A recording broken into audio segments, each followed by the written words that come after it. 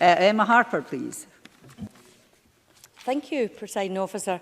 I'd like to first of all thank Liz Smith for securing this debate and join her and the rest of the country in celebrating the life and legacy of Sir Hugh Munro, the first person to compile a definitive list of Scotland's mountains 3,000 feet high or higher.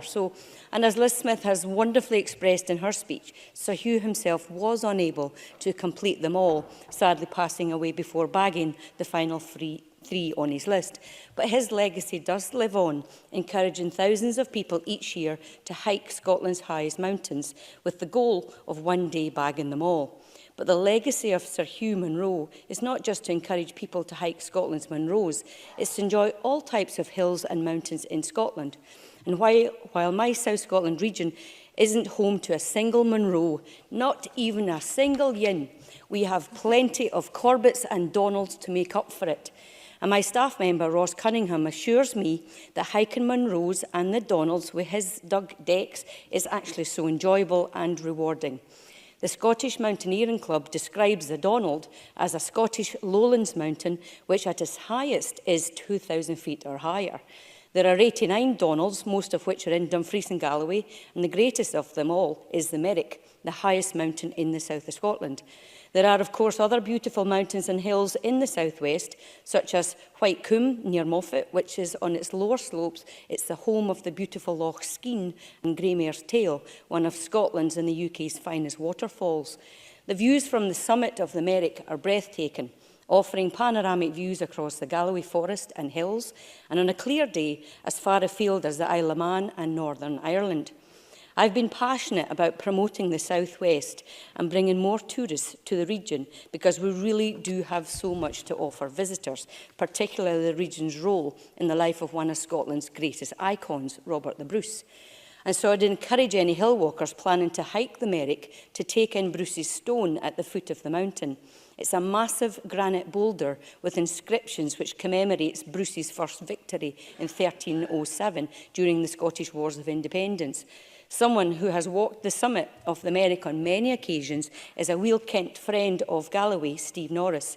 Steve's an author and journalist for Galloway and a keen hill walker. Perhaps Steve Norris is our southwest equivalent to Sir Hugh Munro. Born and bred in Wigtonshire, he's been climbing the Galloway Hills since he was a wee boy. And Steve wrote a series of articles on exploring the mountains in the southwest, called To the High Country. The series prompted many requests from readers to write books about his adventures in the hills, which he now has begun 3 books. He describes Galloway Hills as a magical kingdom. The Cairnsmore Range and the Minigaff Range published, and 3 more in the pipeline. And I think it's good that Steve is inspiring people to explore and bag Bonnie Galloway and its upland hills, and I'm sure further afield to bag the Munros. And I follow his hikes and his photos on his Facebook page with his Doug Drury, and his page is Galloway Hills Books. And finally, Presiding Officer, I'd like to say a thank you to Scotland's mountain rescue teams. And I'm aware many have been called out recently and been kept very busy. In the southwest, we have the Galloway Mountain Rescue Team, a charity in Newton Stewart, providing rescue services in the Dumfries and Galloway and South Ayrshire area. They were formed in 1975 and have responded to over 420 incidents, including one as recently as last weekend. Like other mountain rescue teams, Galloway MRT is a charity run by volunteers who give up their own time when called upon, which can put their life in danger to rescue those who are injured or in distress in our mountains and hills. I would encourage everyone to visit their website to learn more about their work and to read about how to keep safe in the hills, whether you're bagging the Galloway Hills or the Munros.